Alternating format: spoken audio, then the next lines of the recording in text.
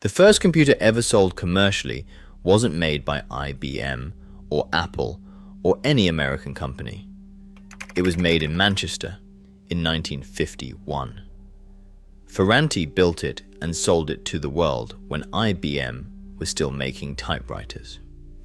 At its peak, their technology was keeping Britain's nuclear deterrent operational, guiding its missiles, and running the electronics in its most advanced jets. Fast forward to 1993. All of it gone. Wiped out by a single American fraud in under a decade. The greatest corporate humiliation in British industrial history. Britain's technology industry never recovered. But to understand how that happened, you need to go back to one specific morning. September the 11th, 1989. It is a Tuesday, London's stock exchange. Trading in Ferranti shares is suspended without warning. Within hours, a single word is circulating. Fraud. Something inside an American company that Ferranti had paid hundreds of millions for 2 years earlier. In a deal that was supposed to make them untouchable. It didn't. 26,000 people, 107 years of British engineering. Suddenly, terrifyingly, everything was in question. Nobody outside a small room in Manchester yet knows the full scale of what has been found, but those who do are not sleeping. How does this happen to a company like Ferranti? How does Britain's greatest technology empire end up here? To answer that, we have to go back to the beginning. Liverpool, 1864. A British boy who was already building things the world said could not be built. Sebastian Ziani de Ferranti is not a name that rolls easily off the tongue. But it should be taught in every British school alongside Brunel and Stevenson, because what he built, and how early he built it, is one of the great stories of British industrial genius. He is born in Liverpool on April the 9th, 1864. His father is an Italian photographer. His mother is a British concert pianist. He grows up in a house full of art and music and almost no engineering at all. None of it matters. By the time he is a teenager, he has taken apart every electrical device he can find in Liverpool and put most of them back together, improved. He is not taught to think this way. He simply cannot think any other way. By the age of 16, he is already corresponding with some of the leading electrical engineers in Britain. Not as a student asking questions, but as a peer raising problems they have not considered. At 17, he builds his own electrical generator in his bedroom. His mother lets him. This tells you something about his mother. In 1882, aged 18, Sebastian de Ferranti founds his first company, Ferranti, Thompson and Ince, in London, established to manufacture his patented alternators. The alternator he has designed is, by the standards of the day, remarkable. More efficient, more reliable, built by a teenager. The men who fund it are not sure whether to be impressed or unsettled. Within 5 years, Ferranti has done something that makes the entire electrical establishment sit up. The year is 1887. The debate raging across the engineering world is not a small one. It is the war of currents, Edison's direct current against alternating current, backed by figures like Nikola Tesla and George Westinghouse. Edison insists direct current is safer. He is wrong and he knows it. Alternating current can travel further, carry more power and do it more efficiently. But the entrenched interests behind direct current are formidable. Sebastian de Ferranti does not wait for the debate to resolve. He designs the Deptford power station, and not just designs it, but designs it at a scale nobody has attempted before. Construction begins in 1888. By 1890, it is operational. It is the largest power station in the world, running on alternating current, feeding electricity into London through cables Ferranti has also designed. He is 26 years old. The engineering establishment calls it reckless. Then it works, and they call it visionary. Ferranti is not a businessman. He will never be a businessman. His company teeters financially throughout his life, saved repeatedly by investors who understand that the man's brain is worth the risk. What he is, with absolute precision, is the kind of engineer who makes the future arrive early. He dies on January the 13th, 1930, in Zurich, Switzerland, seeking treatment for an illness that had been catching up with him for years. He is 65. His company is 48 years old. He does not live to see what it becomes. He would not have believed it. His son Vincent takes over the chairmanship. The timing is terrible, 1930. The depression already biting. The world economy coming apart at the seams. Vincent de Ferranti is not his father. He is steadier, more patient, a manager where Sebastian was a visionary. And steadiness, in 1930, is exactly what the company needs. He keeps it alive. More than that, he positions it. Because through the 1930s, as Europe moves inexorably toward another war, the British government begins to realize something uncomfortable. Its military technology is falling behind. Radar, electronics, precision guidance. These are not peripheral concerns. They will determine who wins the next war. And the companies that can build this equipment are fewer than anyone had assumed. Ferranti is one of them. By the time the Second World War begins, Ferranti is already embedded in Britain's defense establishment. During the war, operations expand significantly toward Manchester. Hollinwood, in the north of the city, becomes the company's manufacturing heart. The reasons are practical. Disperse production away from London, closer to the engineering workforce of the north, further from Luftwaffe routes. The Hollinwood factory takes shape through the war years. Walk inside in 1944 and the first thing that hits you is the sound, the persistent layered percussion of precision machinery. Lathes turning and presses stamping in rhythms that never quite sync. Then the smell, machine oil, metallic and sharp, mixed with the faint sweetness of cooling metal. Row upon row of workbenches, women in white coats soldering components under magnification, each solder joint checked before the board moves on. Men at lathes, working to tolerances measured in thousandths of an inch. The culture of the place, meticulous, exacting, quietly proud, is Ferranti's own, inherited directly from the founder. The war ends. The men come home. And Ferranti's engineers back at their benches in Hollinwood are about to build something the world has never seen. February 1951. A large, cream-colored machine is delivered to the Victoria University of Manchester. It fills a room. It weighs over a ton. It is the Ferranti Mark I, the world's first commercially available computer. 1 month before the American UNIVAC I ships to its first customer, a British company has beaten the United States to the market. Let that land for a moment. The country that would go on to define the computer age, that would build Silicon Valley, that would give the world IBM and Apple and Microsoft, was beaten to the punch by a factory in Manchester. Not by a whisker, not by a week, by a clear, documented, verifiable month. Other machines follow.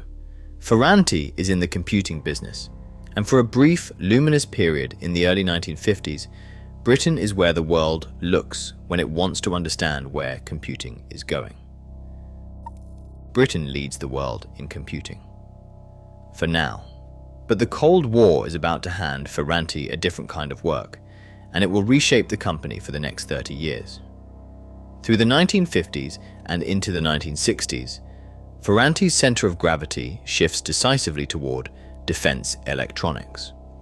Not because computing is abandoned, it is not, but because the Cold War creates a demand for precision electronics that Ferranti is uniquely positioned to meet, and because the contracts are substantial enough to build the company around. The Bloodhound, Britain's premier Cold War surface-to-air missile, designed to intercept Soviet bombers at altitude. Ferranti develops the semi-active radar homing guidance system, the electronics that tell the missile where the target is, and keep it informed as both missile and target move through the air at speed. The engineering challenge is significant. The margin for error is zero. The blue streak, Britain's intermediate-range ballistic missile, the country's attempt at an independent nuclear deterrent. Ferranti manufactures the gyroscopes and accelerometers for the inertial navigation system, the components that tell a missile where it is in space and where it needs to go. Precision work, classified work, work that puts Ferranti inside Britain's most sensitive programs. The Tornado, when Britain, Germany and Italy combine to build what will become the Royal Air Force's primary strike aircraft. Ferranti wins the contract to build the Fox Hunter radar, the aircraft's eyes. The system allows a Tornado pilot to find, track, and engage targets in all weather conditions. Ferranti engineers spend years on the Fox Hunter, refining it, arguing with the Ministry of Defense about specifications, pushing the technology further than the original brief required.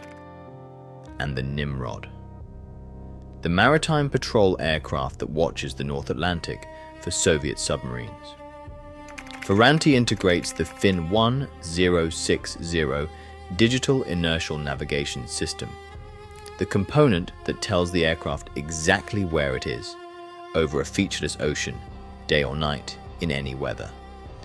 4 weapons programs, 4 of the most sensitive contracts in the British defence establishment. And behind every one of them, the same name on the components.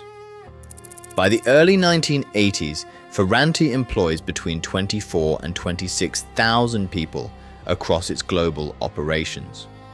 The Hollandwood factory is at capacity. The order books are full. And the man running the company, Sir Derek Allen Jones, managing director and executive chairman, has spent the better part of a decade cutting what does not work, investing in what does, turning a sprawling post-war manufacturer into something genuinely world-class. Allen Jones is establishment through and through, educated, connected, comfortable in the corridors where government contracts are discussed over good lunches. He understands that Ferranti's future is in defense electronics, and he has built the company accordingly. By the mid-1980s, Ferranti is, without serious argument, among the finest defense technology companies in Britain. The problem, and there is always a problem, is scale. British defense budgets can only go so far. Ferranti needs American contracts, American reach, American market access. To become the company Allen Jones is certain it can be. He has been looking for the right opening for years. In 1987, it finds him first. James Guerin does not look like a fraudster. This is, of course, the point. He is a self-made American, the kind of figure that particular era produces with some regularity. He grew up without money. He built something from nothing. He is deeply religious, or he performs religious devotion with sufficient commitment that Lancaster, Pennsylvania, comes to regard him as a pillar of the community. He donates to churches. He funds civic projects. He is seen at the right functions, says the right things, and shakes the right hands. In Lancaster, James Guerin is respected. He has cultivated that respect with the same patience and precision he applies to everything else. He founds International Signal and Control, known as ISC, in Lancaster in 1971. The pitch is straightforward: an American defense contractor building sophisticated electronic systems for the US military and its allies. Signals intelligence equipment, artillery fuse systems, cluster munitions, the kind of work that requires security clearances and discretion, which means it is largely invisible to outside scrutiny. And that suits Guerin perfectly. From the beginning, the gap between what ISC claims to be and what ISC actually is runs wide and deep. The real ISC has genuine operations, some legitimate work, some not. From the mid-1970s through to 1987, Guerin directs the covert shipment of advanced radar systems, telemetry equipment, and missile components to apartheid South Africa, in direct violation of United Nations arms embargoes. The buyers are willing. The prices are good. And the United Nations embargo, it turns out, is something a sufficiently motivated American businessman can navigate around, provided he is careful. Guerin is careful. But the arms dealing, lucrative as it is not enough to build the fiction he needs. So beginning in 1984, Guerin begins constructing something else entirely. Contract by contract, year by year, he inflates ISC's accounts with fictitious revenues, phantom deals with clients that do not exist, weapons programs that were never funded, and delivery schedules for equipment that was never built.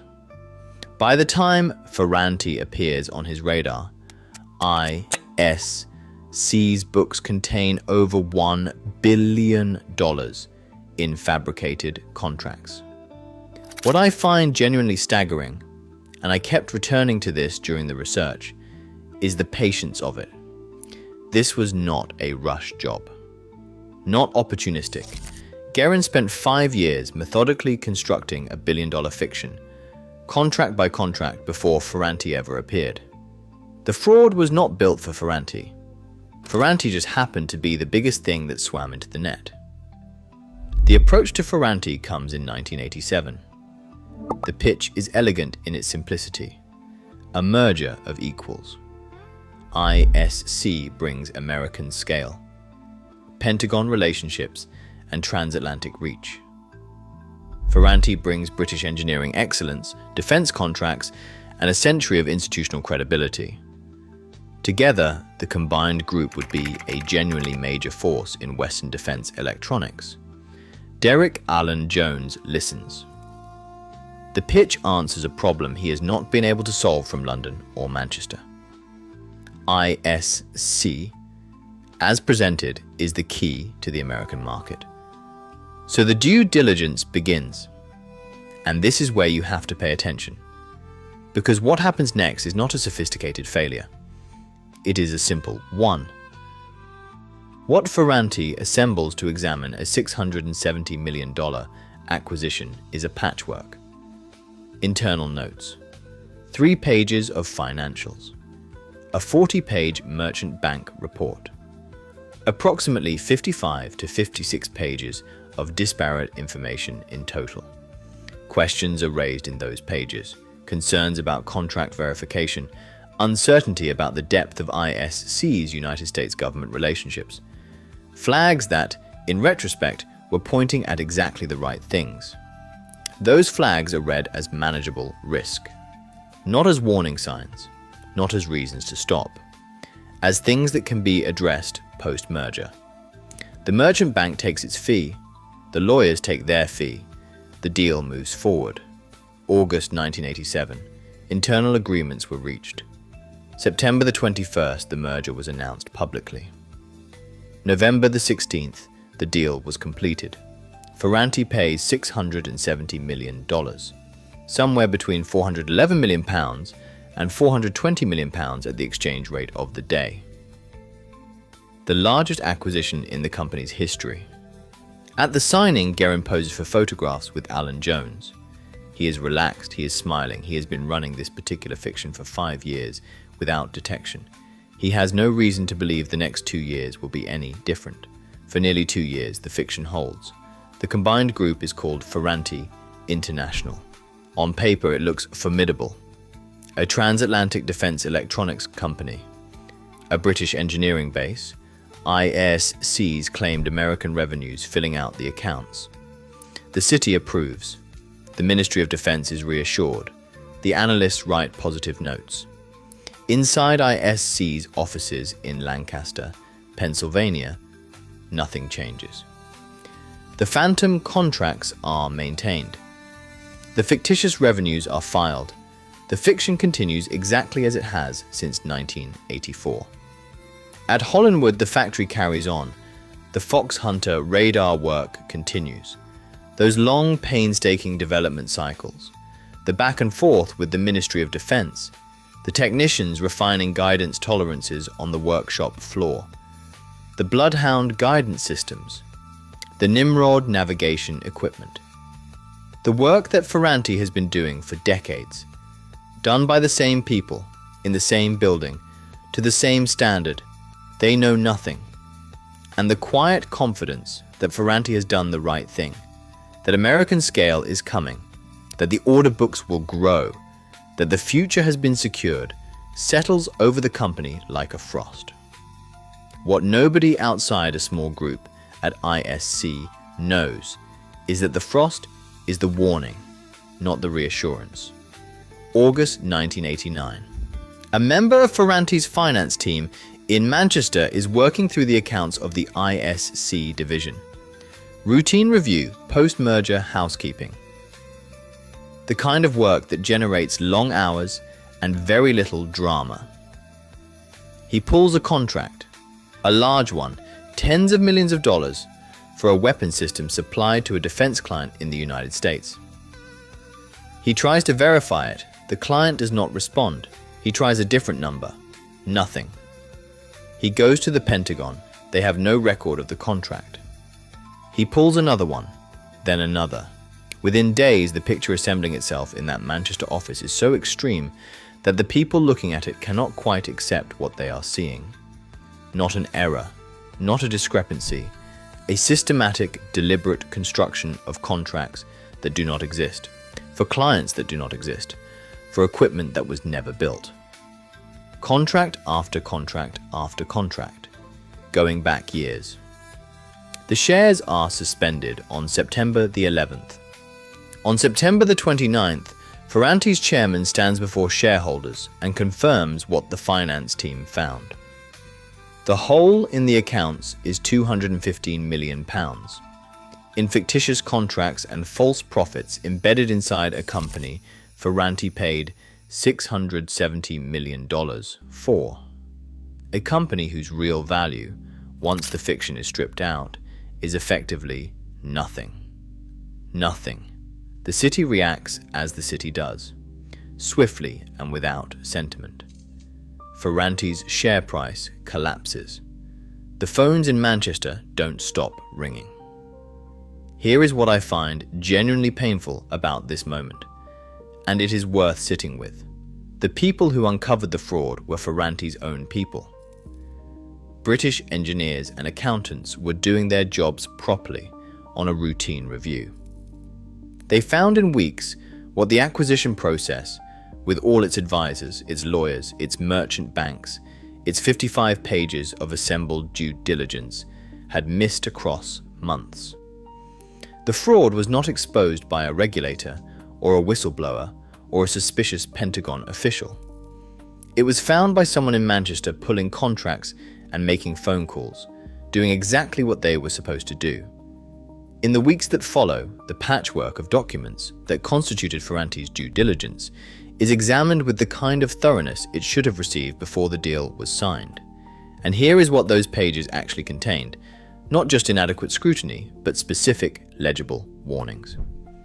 Concerns about contract verification, uncertainty about the depth of ISC's United States government relationships, flags that, in retrospect, were pointing directly at the fraud.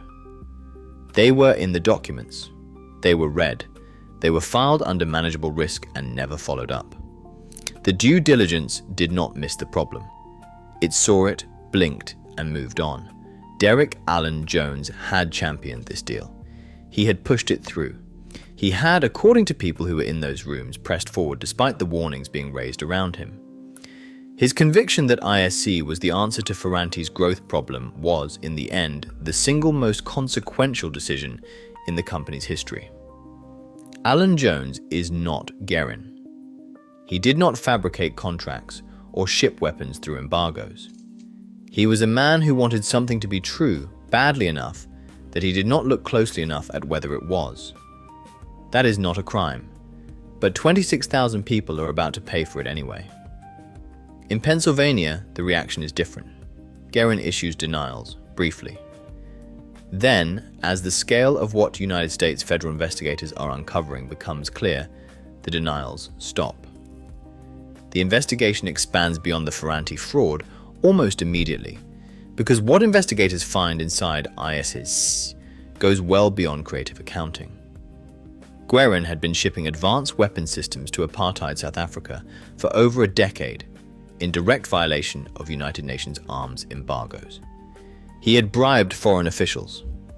He had created a fictitious $460 million missile deal with Pakistan, entered into the accounts as revenue, fabricated wholesale to make ISC's valuation look credible to a British acquirer. The Pakistan deal was never real.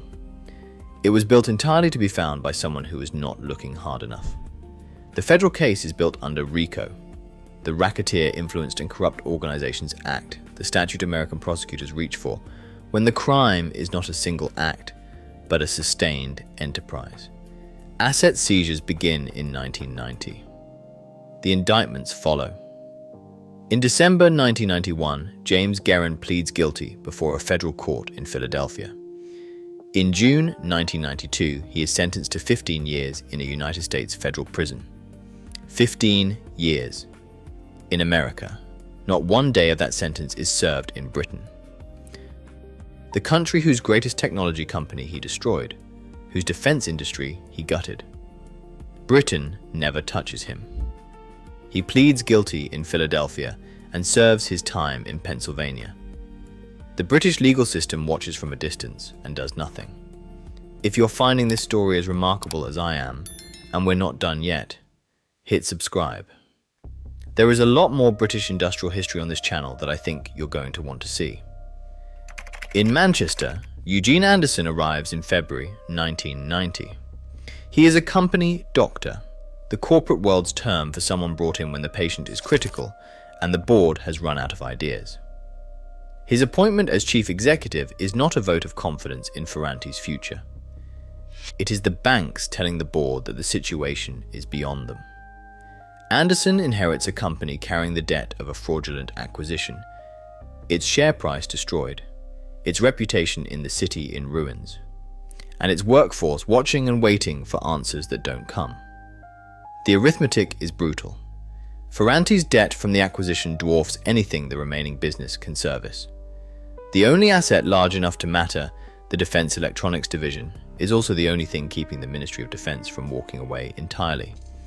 Anderson has one card, and the banks are already asking him to play it. In 1990, as part of an emergency rescue strategy enforced by the banks, GEC Marconi acquires Ferranti Defense Systems Limited for £300 million. The crown jewel is gone. 3 years before the company officially dies, the best of Ferranti is absorbed into a rival, renamed GEC Ferranti. The Ferranti name, for the moment, survives. The independence does not. Look, here is the bitter irony I couldn't shake when I was putting this together. The technology survives. Every system that Ferranti's engineers spent decades building travels through GEC Marconi, through Marconi Electronic Systems, and ends up inside BAE Systems, one of the largest defense contractors in the world. The engineering lives. The people who built it do not. The best of Ferranti is still flying over conflict zones today. Nobody calls it Ferranti. Anderson attempts to find a buyer for what remains. One deal gets to the final stage and falls apart. Another is assembled and collapses. The workforce shrinks. Redundancy notices go out at Hollinwood. A factory that employed 26,000 people is being hollowed out room by room, contract by contract, until there is nothing left to sell. There is a particular cruelty in watching this happen, because the people losing their jobs are not the people who made the decisions. The engineers at their benches, the technicians running the radar calibration rigs, the apprentices in their second year of training who will not see a third, none of them signed off on the ISC acquisition. None of them reviewed the 55 pages. None of them took the merchant bank's fee. They are simply the people at the end of the chain when the chain breaks. In December 1993, Ferranti International goes into administration. By this point, the Defense Electronics Division, the real Ferranti, the engineering Ferranti, has already been gone for 3 years. What goes into administration in 1993 is the husk, the classified work, the radar contracts, the Ministry of Defense relationships, all of it already absorbed into GEC Marconi, already being renamed, already on its way to becoming something else. The technology lives, the name does not. The Hollinwood factory, Gem Mill, the building that housed Ferranti's manufacturing heart for decades, is decommissioned in 2004, demolished in 2008. The site is repurposed. Some of it remains in use for light industrial purposes. None of it is Ferranti. A company that survived the First World War, the Depression, the Second World War, the long British industrial decline of the 1960s and 70s, and the economic turbulence of the early 1980s. A company that had outlasted every external threat thrown at it for 111 years, was finished in 6 years by a single acquisition that should never have been made. What was lost at Ferranti is not fully captured by the share price, the administration filing, or the job losses. Though those things are real and significant, the damage ran deeper than the accounts. The company was an ecosystem, one of those rare industrial organisms that generates value beyond its own balance sheet. It trained engineers, hundreds of them over decades, apprenticeship schemes that took young men from Manchester and the surrounding towns and turned them into precision engineers of genuine world-class caliber. Those apprentices went on to found companies, to work for competitors, to teach in universities, to carry the culture of precision engineering outward into the broader industrial economy. Supply chains depended on it. The smaller companies, component suppliers, specialist manufacturers, and the calibration services that existed in Ferranti's orbit, many of them dependent on Ferranti contracts, began to disappear in the years after 1993. Not all at once. Quietly, one by one, without announcement. The kind of industrial collapse that does not make the news because each individual closure is too small to notice. Hardest to count is the institutional knowledge, the kind that cannot be written down and cannot be recovered. The understanding of how to build a radar system that works in the North Atlantic weather. The accumulated experience of decades of Ministry of Defense relationships. The specific, irreplaceable expertise of engineers who had spent their careers on classified programs, and who after 1993 dispersed, retired, moved abroad, took their knowledge somewhere else or took it nowhere. When that kind of knowledge goes, it does not come back. You cannot rebuild it from scratch in 5 years, or 10, or 20. If you knew someone who worked at Ferranti, or if you worked there yourself, I would genuinely like to hear about it in the comments. These stories matter. The people who built that company deserve to be remembered properly. So how does this happen to a company like Ferranti? Not just how Guerin got away with it, that question has an answer. He was patient, he was careful, and he operated in a world where the people responsible for checking his work were incentivized not to check too hard. The deeper question is why Ferranti? A company of genuine sophistication, with experienced leadership and reputable advisors, spent $670 million on 55 pages of due diligence. Why the flags raised in those pages were not pursued? Why a culture that demanded tolerances, measured in thousandths of an inch on the factory floor, was satisfied with a merchant bank report and 3 pages of financials in the boardroom? The 1980s made that possible. Deregulation, the Big Bang, the culture of the deal, acquisitions as strategy, growth through purchase rather than through building. Merchant banks paid on completion, not on outcome. Moving fast was a virtue. Scrutiny was hesitation. The man who pushed hardest for the deal was the man who got it done. Derek Allen Jones pushed hardest. He paid for it. His reputation did not survive the fraud intact. But he did not go to prison. He did not lose his pension, or his savings, or the years he had invested. 26,000 people did stand at the site of the Hollinwood factory today. Gem Mill, decommissioned 2004, demolished 2008. Parts of the estate repurposed for light industrial use. Most of it just ground now. Close your eyes. Hear the precision lathes. The persistent layered percussion of machinery running to tolerances measured in thousandths of an inch. Smell the machine oil, sharp and metallic, mixed with the faint sweetness of cooling metal. Picture the women in white coats at the soldering benches.